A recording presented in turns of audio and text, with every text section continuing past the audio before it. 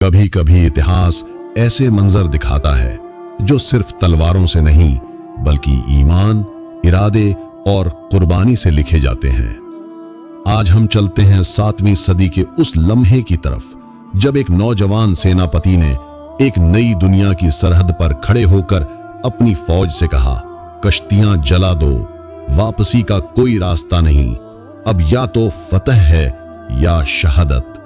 ये आवाज थी तारिक बिन जियाद की। अंदलुस की जमीन उस वक्त कांप उठी जब ईमान ने समंदर को पार किया था। रात के सन्नाटे में एक खैमे के अंदर नौजवान जर्नेल तारिक सजदे में झुका हुआ है, आंखें बंद, दिल अल्लाह के सामने हाजिर। अचानक उसके दिल में एक रोशनी उतरती है, एक रूहानी कैफियत। एक ख्वाब आता है जिसमें एक सफेद घोड़े पर सवार नूरानी शख्सियत उससे कहती है, तारिक, अल्लाह तुम्हें एक नई सरजमीन का दरवाजा खोलने वाला है, डरो मत, आगे बढ़ो। आंख खुलती है, सांसें तेज, मगर चेहरे पर सुकून और यकीन की झलक।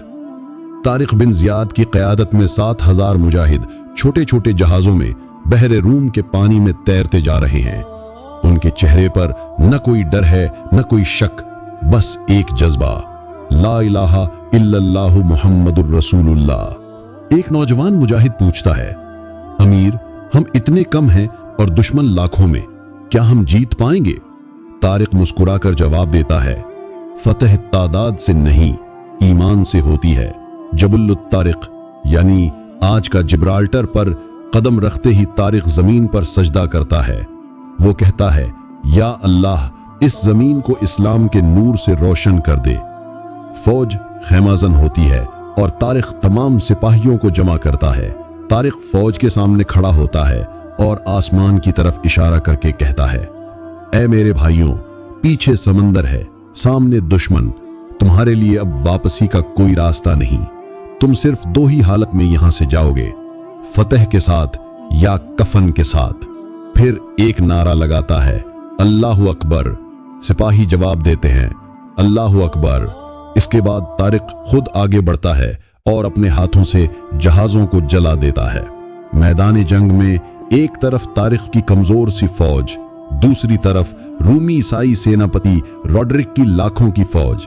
तारिक की आवाज गूंजती है, इस्लाम के मुजाहिदों, आज का दिन वो दिन है जिसके बाद या तो जन्नत है या शहादत। जंग शुरू होती है, तीरों की बारिश, तलवारों की चमक, जमीन कांपने लगती है। तारिक दुश्मन के सफों में घुसकर ऐसे लड़ता है जैसे शेर। इसी दौरान तारिक के करीबी दोस्त नौमान जख्मी होकर गिरते हैं। वो कहते हैं, तारिक, हमें जन्नत की खुशबू आ रही है। तारिक की आंखों में आंसू आ जाते हैं। वो नौमान की पेशानी चूमता है।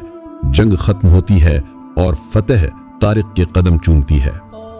अंदलुस का बादशाह रॉड्रिक या तो मारा जा चुका होता है या भाग जाता है। तारिक ऊंची जगह पर खड़े होकर आजान देता है, अल्लाहु अकबर, अल्लाहु अकबर। पूरा अंदलुस इस आवाज से गूंज उठता है।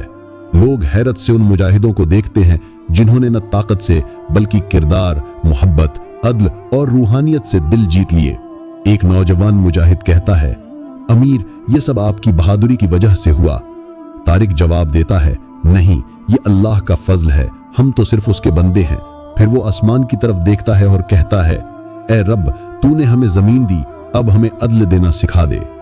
इतिहास गवाह है, वो जमीन जिसे ताकतवर न जीत सके, उसे ईमान वालों ने सिर्फ एक नारे से फतह कर लिया, ला इलाहा इल्लल्लाह। तारिक बिन जियाद सिर्फ एक सेनापति नहीं था, वो एक नजरिया था। ऐसा नजरिया जो आज भी बताता है कि अगर नीयत सच्ची हो तो समंदर भी रास्ता दे देता है।